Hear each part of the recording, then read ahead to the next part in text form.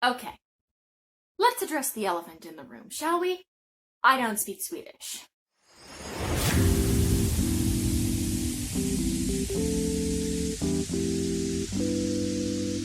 Hello, my weird and wonderful human beings, and welcome back. If you're new here, then just hi. I'm Eve. I'm a grad student studying here in Sweden, and if you can't tell, no, I'm not Swedish. Well, I am from Florida. You know, that place with the sunshine, the margaritas, the pristine beaches, and the 90-degree weather.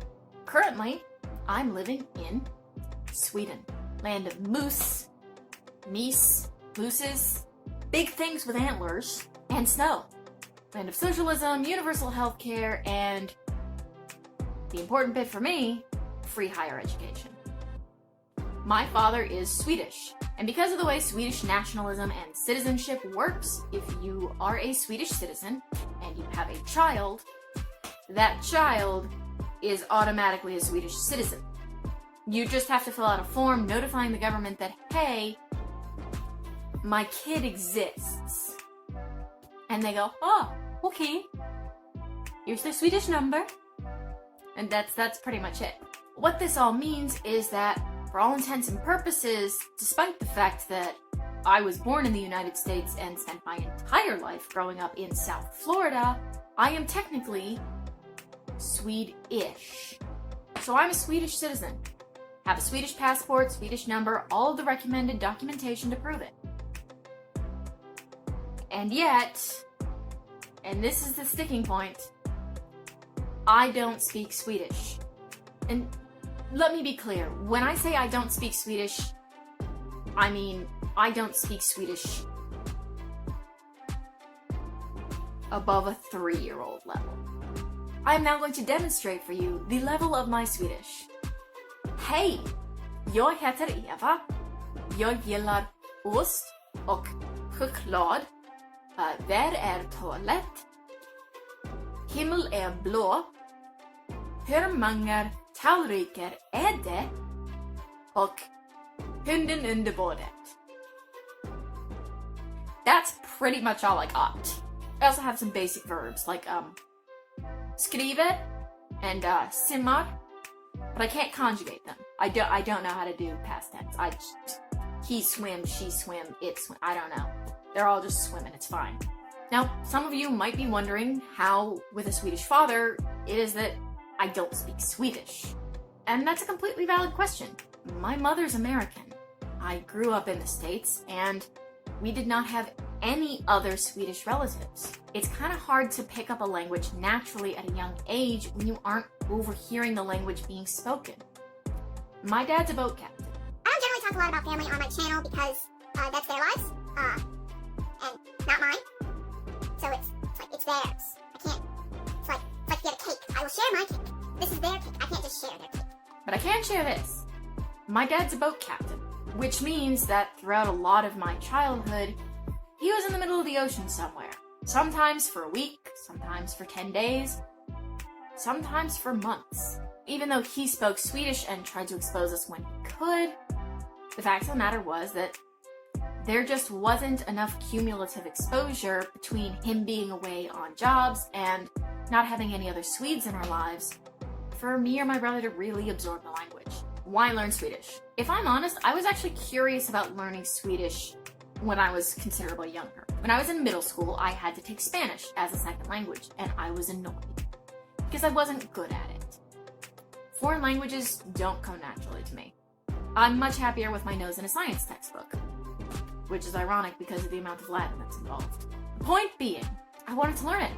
Unfortunately, I also had to learn kind of a lot of other things. Spanish, biology, chemistry, biochemistry, statistics, calculus. Never did learn that. I actually failed calculus. Anatomy, physiology, microbiology. Are you sensing a theme here? I really wasn't putting in any time with it. I would occasionally get a burst of enthusiasm, spend maybe a couple of weeks going through tutorials, and then get bored. What minimal childhood exposure I had combined with the Rosetta Stone basically amounted to me being able to say 3 or 4 sentences. And for a very long time, that's where I stayed. My accent has actually improved. I can now read words like Linköping and not sound completely stupid by saying Linköping. Because in English, that is how you pronounce that word. You're starting to understand why this was a little difficult. But now, I'm in Sweden. I'm studying experimental and medical bioscience here, and that's really cool. But I'm studying them in English. So, still no Swedish. When my dad moved back to Sweden, I started joining him for the summers. And at the same time, I started reinvesting in things like Rosetta Stone and things like trying to learn Swedish. But inevitably, I followed the same pattern. I'd do it for a little while, lose interest because I wasn't actually able to communicate, and then give up. Now that I'm living here full time, you would think it would be easier. But the fact is, we're still in a kind of lockdown. My school's in distance mode for most of the classes. I'm sitting at home in my dad's house. The libraries are closed, and you're not really supposed to be going out unless you need to. And then my dad said something which got me mad. And I'm sure some of you will probably relate to this. It pissed me off because it was true. He was asking how my Swedish was going, and when I told him that, I haven't practiced in a while, I haven't used the Rosetta Stone, I haven't really been listening to my audio tapes, I hadn't been doing any of the things that I said I wanted to do because I had to study for exams, and then he said this: if you don't learn Swedish now, you never will. And that got me mad. It got me mad because after I was done feeling angry, I was able to realize that he was right. I am living in Sweden. And yes, the conditions are not ideal. I don't have a lot of social interaction. I can't use it naturally. There's not a good way for me to absorb Swedish. But really, those are just excuses. Because if I don't learn Swedish in the 2 years that I'm going to be living here, I never will. I'm not going to be working in a lab in Texas or Israel and studying Swedish on the side. That's just not going to happen, and I know that. I spend a lot of time feeling like my learning Swedish is coming too late. And I need to get over that feeling. And to do that, I need to address the reason behind it. One of the reasons I was so invested in learning Swedish in my late teens and early 20s when I started coming over to Sweden was because of my farfar. My father's father, farfar, my grandfather, spoke some English, but it wasn't great. We had very short, very stilted conversations, and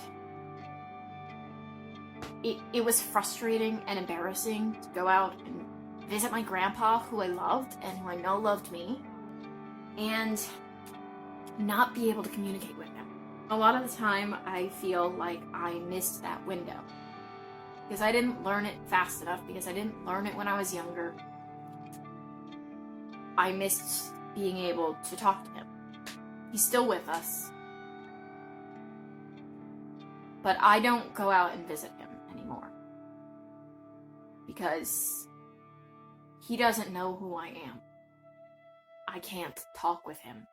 I don't know enough Swedish to be able to converse with him functionally.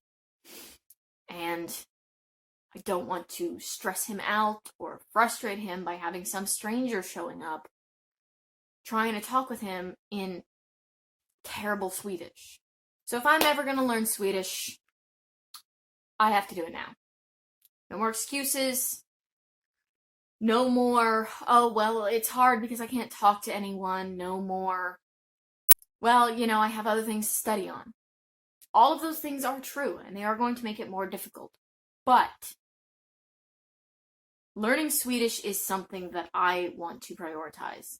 And in order to do that, I need to stop making excuses and get off my butt. I might fill you guys in as I go along, sort of see how we're progressing. Hopefully this will be a smooth transition, but if the past 10 years of trying to learn Swedish taught me anything, it's that that's unlikely. So I guess we'll just have to see how this goes. And I'll see you next week.